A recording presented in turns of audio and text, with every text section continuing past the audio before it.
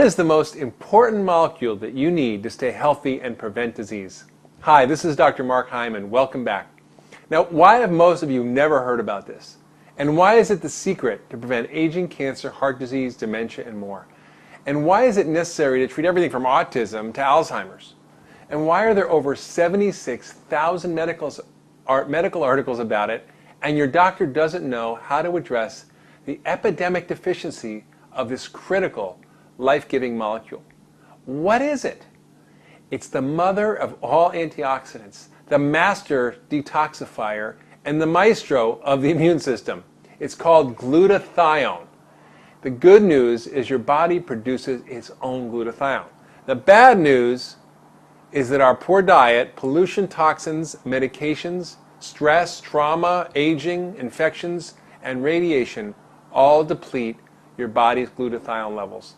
And this leaves you susceptible to unrestrained cell disintegration from oxidative stress and free radicals, to infections and cancer, and your liver gets overloaded, making it damaged and unable to do its job of detoxification.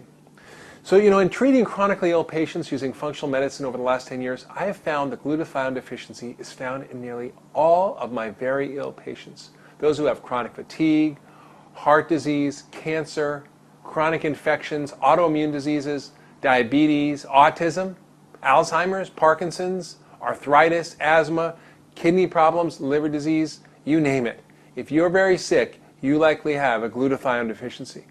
Now, at first I thought this was just coincidental when I saw this, but over the years I've come to realize that our ability to produce and maintain a high level of this glutathione molecule in our bodies is critical to recovery from nearly all chronic illness, and to prevent disease, and to maintain optimal health and performance.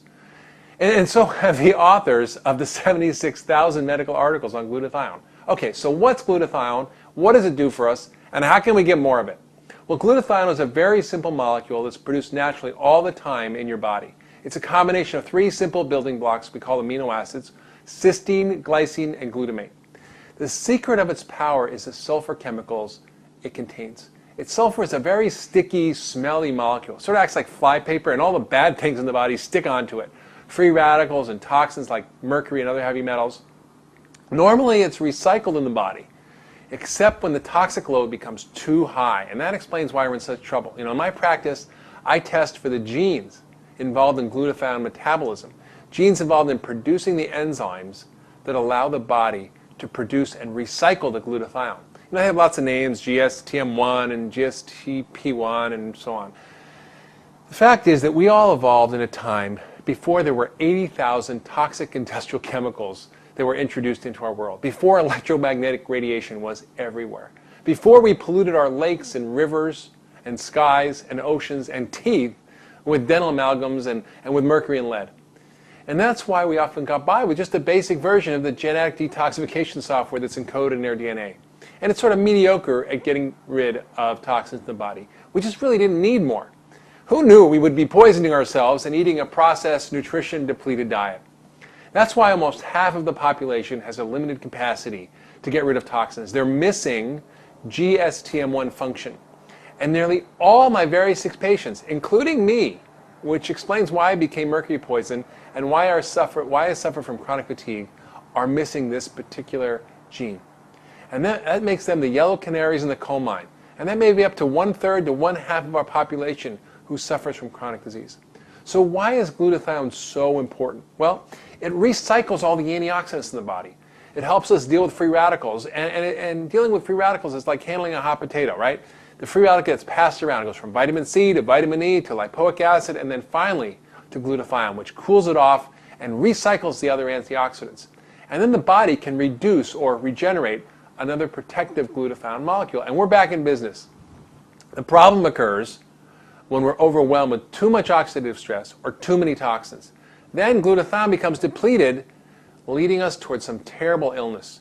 And we can no longer protect ourselves against free radicals or infections or cancer, and we can't get rid of toxins, and this leads to further accumulation and further illness. Glutathione is also critical in helping your immune system do its job of fighting infections and preventing cancer, and that's why studies show that it can help even in the treatment of AIDS. Glutathione is also the most critical and integral part of your detoxification system. all the toxins stick onto glutathione, which then carries it in the bile and the stool and out of our body. So that's great. And lastly, it helps us reach peak mental and physical functioning. And in fact, research has shown that raised glutathione levels actually decrease muscle damage, reduce recovery time, increase strength and endurance, and shift metabolism from fat production to muscle development. So if you're sick or old or just not in peak shape, you likely have glutathione deficiency. In fact, the top British medical journal, The Lancet, found that the highest glutathione levels were found in healthy young people, a little bit lower in healthy elderly, and lower still in the sick elderly, and the lowest of all was in the hospitalized sick elderly. So keeping yourself healthy, boosting your performance, preventing disease and aging will depend on keeping your glutathione levels high. So the reason that glutathione is so important is that it's responsible for keeping so many of the keys to ultra wellness optimized. It's critical for immune function and controlling inflammation. It's the master detoxifier. It's the main antioxidant and protects our cells and our energy metabolism. So what about the good news? Okay, I gave you a lot of bad news. The good news is you can do a lot of things to increase this natural and critical molecule in your body.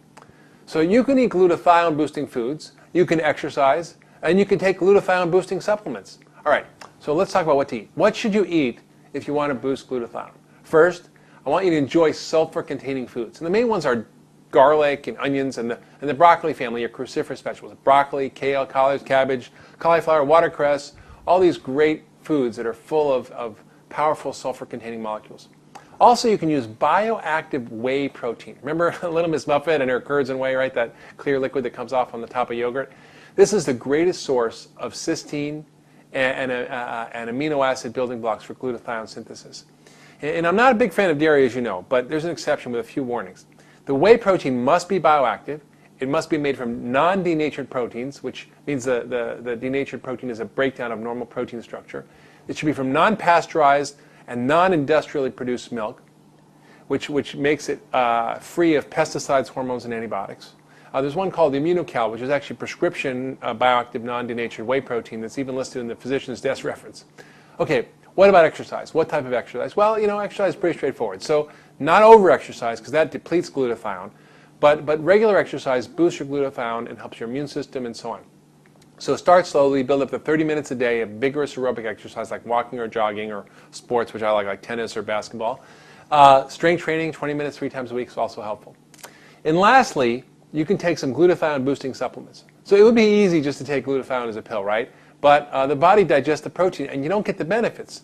It also requires lots of different nutrients to support the production of glutathione in the body. So the main factors that involved need to be taken consistently to boost glutathione. That means every day I'm going to tell you about. First, besides taking your multivitamin fish oil, supporting my glutathione levels is the most important thing I do every day for my health. So first one I use is something called N-acetylcysteine or NAC or NAC. This has been used for lots of years in medical practice to help treat asthma and lung disease, to treat people with life-threatening liver failure even in the emergency room from Tylenol. But now it's even used to prevent kidney damage from dyes used in a hospital from X-ray studies. So it's got a lot of widespread application. The next is alpha-lipoic acid, and this is a close second to glutathione in the importance in protecting our cells and energy production and blood sugar control and many things. We make in our bodies, but we often become depleted. Next, and this is critical because there's 2 cycles here. I've written about this methylation cycle before, but this cycle of B12, folate, and B6 is critical for helping the body continue to produce the glutathione. Very critical, folate, B6, and B12. And lastly, we need selenium and the family of antioxidants and milk thistle, which is an herb, all of which can help boost glutathione levels. So remember, if you want to stay healthy and be ultra well, make sure your glutathione levels are up and functioning well. So thanks for listening to me today. This has been Dr. Mark Hyman, and I'll see you next time.